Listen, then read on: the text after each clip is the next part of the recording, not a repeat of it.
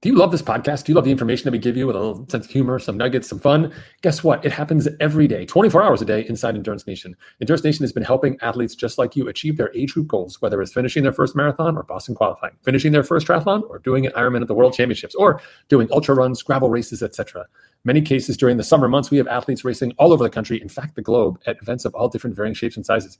We can do that because the framework for how we train, how we build athletes, educate them, and support them with training plans and digital access to coaching and their peers is unparalleled. No one else does it like Endurance Nation does it. When you become a member of the team, you get access to not only the great coaching support, our training plans, and our resources, but to peers, people just like you who love the adventure, love challenging themselves, and are on this growth trajectory of personal excellence. Whether you're 25 years old and getting started or 65-year-old and sharpening the saw, we are here to help you out. You can learn more and apply to join the team at endurancenation.us/join. That's www.endurancenation.us/join. I look forward to seeing your application. All right. Welcome to January 2024. Dude, we're cooking. We're cooking something good. First, just breaking news. We're not dead. Like, neither one of us was abducted or taken away. We're here. We were just, I don't know, we were doing other stuff. It was super important stuff, whatever it was we were doing. But we're back. We're back with some more hot takes, some chuckles, maybe a laugh out loud kind of moment. Not too much, because we know you're probably running or exercising right now. We don't want you by any means to fall off or whatever it is you're doing. I'm not going to get too close to your activity level of choice right now. But Matt, welcome to 2024. How you doing? Welcome back. I feel good. I'm good. I'm excited. 2024, yeah. Olympic year. It's going to be. Oh my goodness. That's right. Wow. Every 4 years, just like, pretty much when I take a shower, the Olympics are here. Awesome. Very excited. There are some new sports this year. I remember when triathlon was a new sport to the Olympics, and everybody was like, just triathlon. Maniac stuff, rah, rah. And now we've got like skateboarding and flag football, and I feel like the Olympics are they desperately trying to get viewers, or are they just trying to become the X Games? What do you think? So my take on the Olympics is this is my dude guy topic, is that so the Olympic marathon trials is going to be February 3rd this year. All right, so it's in Orlando. I have to start tapering. I know. Jesus Christ. Why did you wait to tell me this now? Oh my gosh. I'm not Energy ready. Bars. You failed me. Who's in charge of my plan? Okay.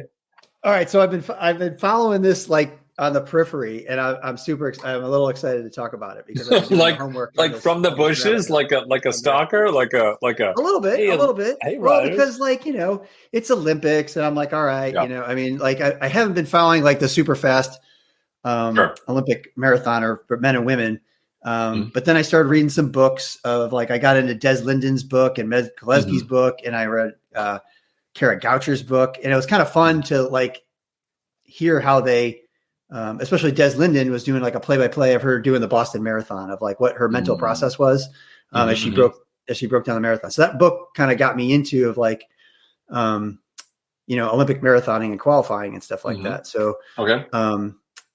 And then I'm on a feed. So one of the other social media feeds comes from somewhere, basically was giving me the drama behind the Olympic trials marathon themselves in Orlando. In their brilliance, USA Track and Field was going to have a start time of something ridiculous. It was going to be let's just say it was going to be 1:00 in the afternoon because they were going to get better advertising or whatever. And then all the athletes were like, "You've got to be insane. We're going to run in Orlando at 1:00 in the afternoon. It's going to be 80 degrees. We're all going to melt. Why are we doing air that?" Quality ever. Yeah.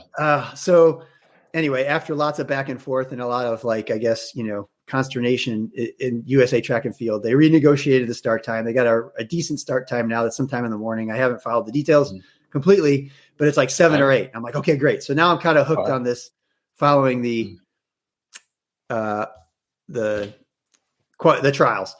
And what's really wild is they've changed the way the selection qualify for the Olympics. Yes, they changed the selection now. It's nuts. For the women's race, it's easy. Did you say nuts? Because my bar has nuts in it. Maybe I can qualify. All right. I still have a chance. You still have a chance. You can taper. Anyway, so there's an Olympic qualifying time that the World Athletics Association, which governs the track and field body, has decided, we're only going to allow 80 marathoners. That's it. Also, you get 80 marathoners. Each country only gets 3. Okay, that's great. Like typically, like, run the top 3 of like the U.S. trials, you make it. That's not the case anymore. No. So it's nuts. So like, all right. So the women's race is pretty straightforward. They have enough women that have run fast enough to unlock all of the US's 3 spots. Okay. So like in the world marathon ranking schedule or whatever, like we've had enough women to run and have enough points that the US can have 3 spots. Yes. So, so the women can run if they run, so the top 3 women, and if they run 2:26 or faster, which is the Olympic qualifying standard. Well, honestly, you say run 2:26, but really that's just kind of like jogging. I mean, oh my gosh, if you jog 2:26, so, can you imagine? So the crazy thing too is like, okay, so women to qualify for the Olympics, you got to run 2:26:30. Okay. That is 3 minutes faster than 2020. And that's a lot due to like, it's the rise of the super shoe. Like, holy smokes, man. Like, so like in 2020, the time was 2:29:30. It's like 2:26:30, 3 minutes faster over the marathon. That's legit fast. Okay. Anyway, so they're already legit fast. So the women's race will be fun to watch. We need 3 women to qualify. And then if somebody places in the top 3 and they haven't run 2:26, then they go to then it gets a little bit more complicated. But the women's field is pretty deep on the number of women that have run at least 2:26. So if you finish in the top 3, you can go to the Olympics. All right. Sweet. Okay. So for the men, it's super complicated. Based on the World Athletics ranking system, the men have only unlocked 2 of our spots. So right now, there's only 2 spots for the men's Olympic team. So now we can unlock a 3rd spot if somebody who is in that on the world rankings runs a faster either half marathon, 20K or 25K, and they score a bunch of points. That will give the U.S. more points in the overall ranking system and unlock our 3rd spot. So you essentially could come in 3rd. Some guy who's, 5th, 6th, 7th goes and runs another race. His ranking goes up. The U.S. scores more points. That would then unlock that 3rd spot. It's just bizarre to me that like. Okay, I got a question. We go ahead. Can I run a fast enough time at the trials? Like, what if I go 2:10 at the trials? Like, do I unlock a spot and earn the 3rd spot? Right? So, or do I have to unlock my spot somewhere else? That's so yes, great question. So yes. If you run, so men, the previous qualifying time in 2020 for men was 2:11:30. Now you have to run 2:08. We only have had like 3 guys run 2:08 ever. And it's unlikely that they would run 2:08 in Orlando because of the heat. So right now it's a little unlikely, but you never know, that we would have the 3rd guy run 2:08 at the, or have a new guy run 2:08 at Orlando. So right now we have 2 spots that are unlocked. If those 2 guys have run 2:11 or better, they get those 2 spots. If they have not, then they go to the next guy that's run 2:11. So let's just say, Patrick, you qualified for the trials. You're running 2:20, and for whatever reason, it's a super tactical race. It comes to, they drag their feet, they kick at the end and they run 2:12. You've won the trials in 2:12. Your qualifying time so far is 2:16. You have not run the standard of at least 2:11. They will go to the next guy down for the 1 spot that is for the 2 spots that are unlocked for the U.S. to figure out who has run the next fastest guy who has run 2:11. So it's just not as straightforward anymore as just hold on. Okay, hey, so go to the trials. So if you and I are racing, let's say you and I are in the front group of 5, because obviously, dude guys on the front, right. Like we do not race from the back. So dude guys on the front, we're racing. And I look at you, and I know that you've run a 2:10. You were slacking that day, obviously. I'm very fast. I'm sub 2, but this trucker hat that I insist on wearing is really slowing me down, unfortunately. But sponsors! And so But we know that the other 3 people in our group have also not gone under the standard. So we're not really worried about these guys because we know the people who've run the standard are behind us and they're there. But also simultaneously, the people behind us with the standard are like, look at those idiots up there. None of them have run the standard. So it doesn't matter if they're first, second, third, fourth, or fifth. As long as I'm one of the top 2 pre-standard person with the time, then I'm good to go. I could be 17th on the day if there's 16 non-standard people who are in front of me. I just got to finish this bad boy and have the time. Wow. Just the stories behind each one of the athletes and their qualifying times and where they position. It's just going to make it a super tactical race. So that's why I kind of wanted to bring it up. I think it's just going to be a super interesting race because, some guys are going to want to go there and just crush it, and other guys are like, hey, I got to finish in the top 3 because I have a qualifying time and I got to make it out. Right.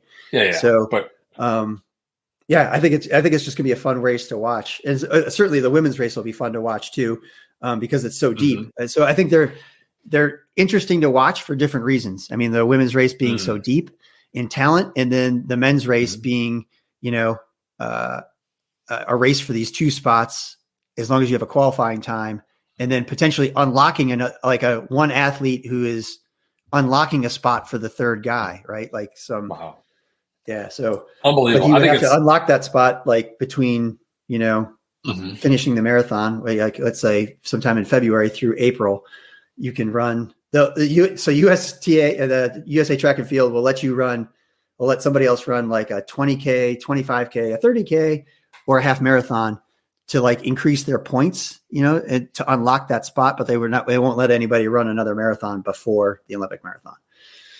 That makes sense. Anyway, it's just the dynamics are just more interesting rather than just finishing the top 3 and you're in. Well, I think it is unfortunate that this is happening on the men's race because just genetically speaking, men are really unprepared to handle that level of complexity under effort. Women, we would be watching an incredible chess match of like strategy and work, etc. And the dudes are just going to be like, I had this plan, and then at 10K, I was like, F it.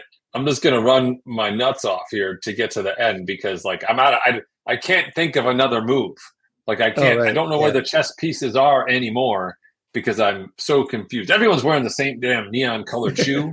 Everyone looks the same from behind. I can't tell who that is. And it's just going to be, so I mean, will it be exciting to watch for sure? But my guess is most of us can't do math when we're just running, even for an endurance run. Yeah. Despite the VO2 max levels of these incredible athletes, my guess is their capacity for math is also significantly diminished. It's not going to be pretty.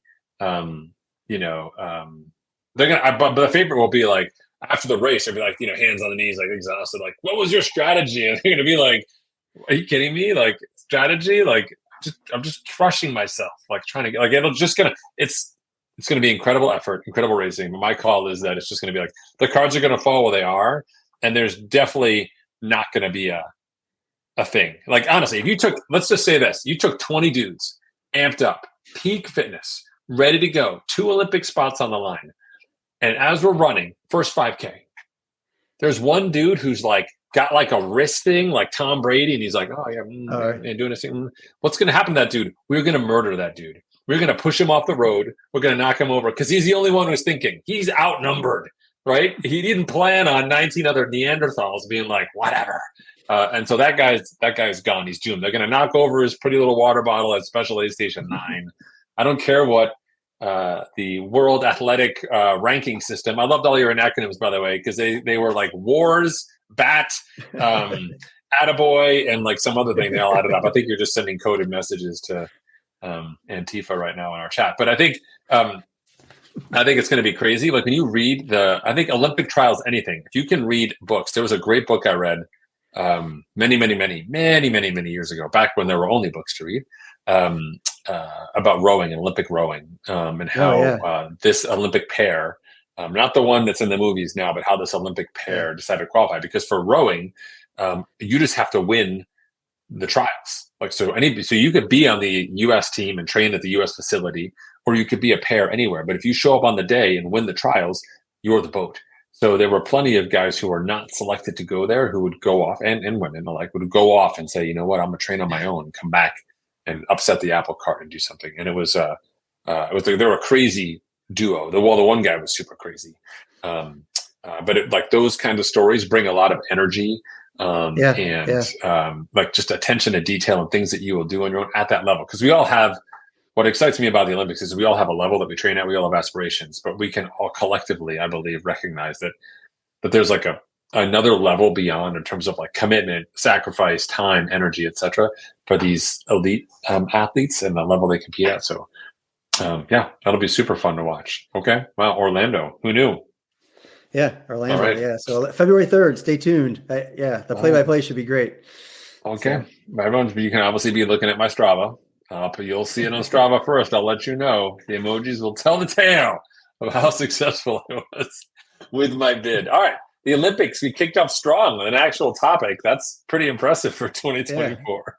Yeah. Do you have another topic, sir? Are we good? What's the story? No, that was your topic?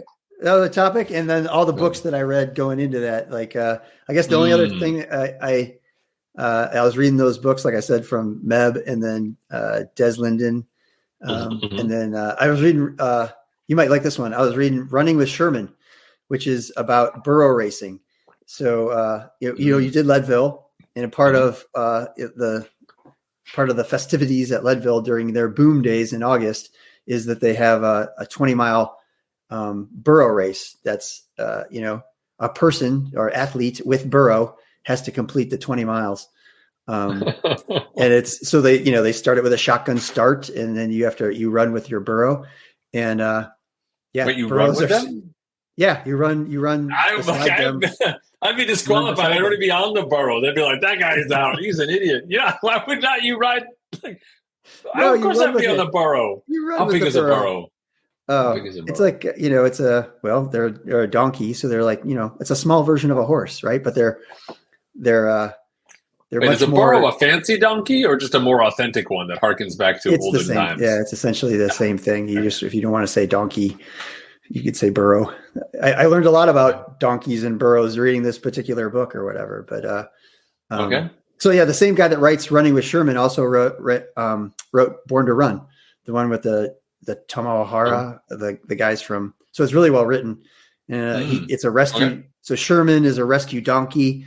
This guy lives on an Amish farm, and he just talks about the journey of like him training himself, training the donkey, the community around him. I mean, it's not like a, well, I guess it is kind of a documentary, but it's more of a story of like, but there's a lot of community that goes on, and he's got to learn how to train. He's got to learn how to, you got to talk the donkey into running because the donkey just wants to stop. Donkeys are super freaked out about because they're a prey animal. So they're super freaked out about streams. They'll just randomly stop because they'll just randomly stop and they'll just randomly stop running. They're just, listen, we've all had a training partner who is like that donkey, like who turns out to be like, I'll run with you this weekend. Then they don't show up. The fourth weekend, you're useless to me, or they're like, I'll do that race. And then they don't want to go, or they're like, I can't do that workout this weekend. You're like, they're total donkeys. Your training partner is a total donkey. You're like, stop. And to think that you would go into a race intentionally with an actual donkey to be like, I'm going to take potentially the most stubborn creature aside from my former training partner with whom I no longer have speaking terms to go and actually race with. Like, you have to be insanely motivated because you're not only training yourself, you're like researching the cardiologic pathways of a burro to be like, well, obviously burros at altitude. Hold on, online community of donkey athletic trainers. Hey, everybody, it's me. Quick question for you. What type of intervals do you recommend for your donkey? He does that, though. So, like, he ends up talking to, like, some of the women that have won the race, like, 13 times in a row. A woman run the race. I mean, like, anybody, because. Oh, is it a male? Do donkeys have to be male? Well, it's like, I guess I don't know if it was a male or female donkey, but the athletes were, it's one race. It's male and female compared, Oh, competing against each everyone, other for the everyone World races Championship of together. donkey. Okay. Yes, correct. Yes, correct. That's good because So- I'm not checking your donkey to see what gender it is. I'm just going to take your word for it. Thank you. I appreciate. I think both I and the donkey Please. would. Please keep your donkey Oh my gosh! away from my donkky. You Okay, have to edit over this out of the there. video, please. Stop it, dude guy. Edit. Break. All right, no, editing the video, editing the dude guy punch. Jeez. All right. Anyway, it's super fun. Like anyway, so like he also convinces other people to run. Like his wife runs, and then he's got another training partner. Do they all have to get their own donkeys? Yes, they do, and they talk about that. How many donkeys are there? Well, there starts It's with one, but unbelievable. like I don't want to ruin the story. That's why it's such a fun story. Okay, well, hold on a second. I understand, like, if you and I get hey, maybe I bought an extra bike, I put it in the garage, I kind of hide it. It's the same color as my other bikes. Maybe I get away with it. How do you is that an extra donkey? Because it doesn't look like our real donkey. Is that Right. Well, this will blow your mind. So when he first starts training the donkey, it has a friend goat, and he can't get the donkey to run unless the goat runs. So first he's got to run with the goat and the donkey just to get the donkey to run, because the donkey doesn't want to run by itself. It's awesome. It's a great story. I don't think I was. First of all, it sounds like an amazing story. My face hurts right now from laughing so hard. I can't. I mean, I'm impressed because you think that most of the events that we pick, as athletes here in Sound Station, are challenging and hard, but for many different reasons other than this race, or the burro race, which sounds particularly complicated. And there's a world championship of burro racing. I mean, it's not just a burro race. There's like a whole set of people that do that. I mean, I watched it like last year. It's amazing. You can watch it? No, were you there? Yes. I thought it was on TV. I was like, oh my God. No, it was when Tim Kronk was doing Leadman. Like when you have to do all the series, like you have to do the Silver Rush and then do the Leadville Run, the Leadville Bike, the 10K afterwards. You do all the things and you get the axe as I call it the Leadville Challenge. But so we were there for 3 weeks, and he was doing all the events. And in August, the first week in August is Boom Days in Colorado, in Leadville, and they have their burro race. I don't know, there must have been 150 people racing with their burros, ran right down the street. It was awesome. It was amazing. I'll send you a picture. So when the newspaper the day after is like, the race is incredible, but there was shit everywhere, they could have that story about the burro race and actual Leadville marathon or mountain bike race. That'd be funny. Take 3 snippets edit, chop. All right, this is the part where we edit the video again. Think about this. Let's go. This is the homework assignment.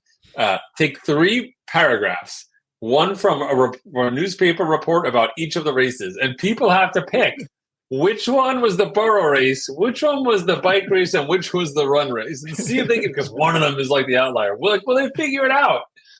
I bet that everyone's going to score that. We got to get that up on social media. Brenda will be all about that. She'll put it up there. That's insane. All right.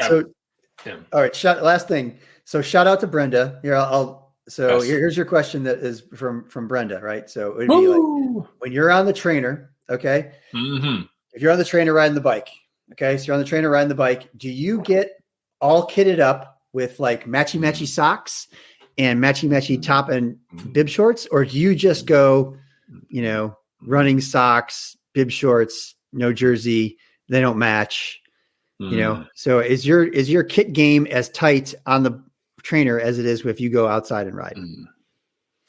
That's a great question. And we welcome all questions here. And folks, if you do submit your questions, we post on Instagram, you'll be able to get your question answered. So I will say that there's a big asterisk here, because it really depends whether or not my burro is in the garage with me during my training session, or my burro is out training on his or her own. Because my burro gets super mad when I'm not kitted up. No, I am a yard sale of items in the winter. And actually, I kind of like it. It tells me so when I'm riding in good weather and I'm kitted up, like that's a fun game to play because you're like, these socks go with this and that. You get to kind of shop and get your game on. But in the wintertime, I'm like, I get to use like my favorite socks. And like this, I pick bib shorts in the winter based off of the ride I'm doing. So like, these are my interval shorts. These are my long ride shorts.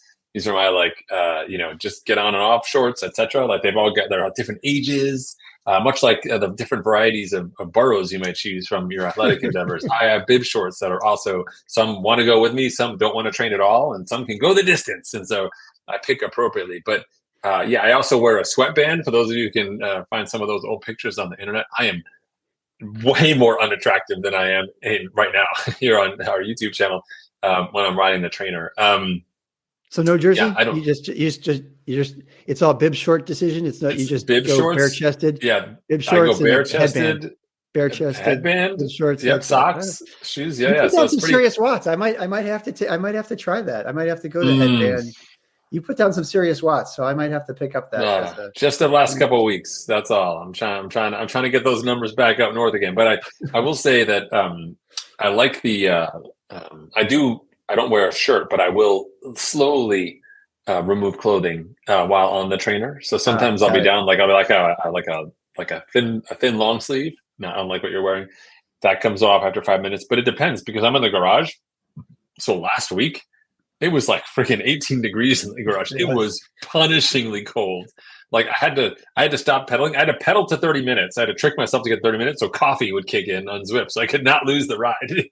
And then adjust the fan because the fan was like numbing my hand because it was pointed. You had a wind chill. You had a wind chill. So the wind chill inside my own garage was brutal. I did the whole hang on ride, 97 minutes. And I took my sweatband off at the end. Sometimes I have to change in the summer. I got to change that thing every 30 minutes. It didn't even have to, there was no sweat in the sweatband. Like it was just so cold. In the garage. So yeah, it's pretty brutal. So I do need to get new clothes. I do need new kit. Like I found that one thing we have to talk about in a future episode is how do I pick a good pair of socks? Because there's good looking socks, but they're not long lasting socks. And there's a sweet spot between like looks good on me right now, but I can only wear it 3 times before it's like not snug anymore, or I got a hole in it for some reason. I'm only riding a bike. I don't know how I have a hole in my sock. My toes are brutal on socks. Yeah, indeed, exactly. So you got to figure that out. So yeah, no full kit for me. Like I'm sure the influencers on Instagram or so on who are like turning on the ring light and getting the stuff going there, they look good. I tried that for a while. I was doing it way back in the day. It's just a pain in the ass.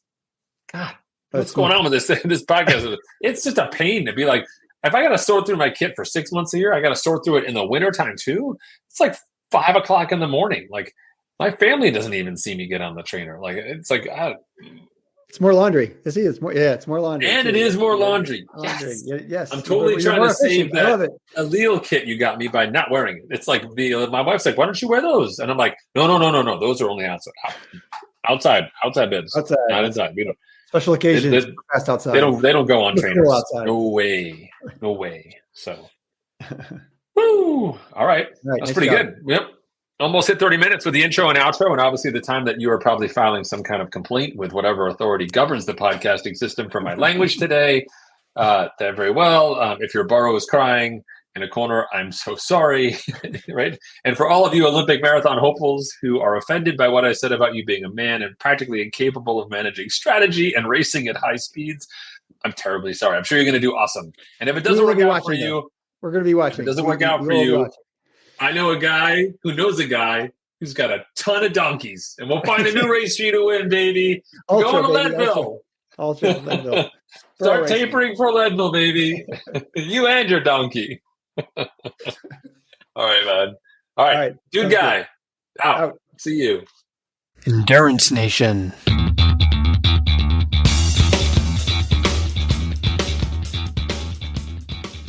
Hey, podcast fans. I know you love the podcast because here you are, you're listening to it and you're still listening to me talk right now. Did you know you can get content just like this in your inbox once a month?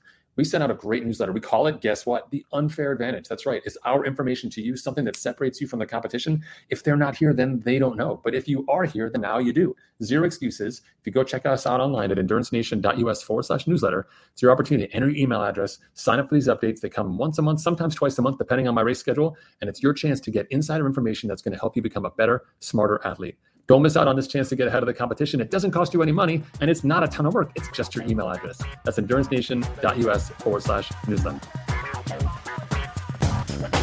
For more information about Endurance Nation, visit us online at endurancenation.us. The provided music is from the Podshow Podsafe Music Network. Check it out at music.podshow.com.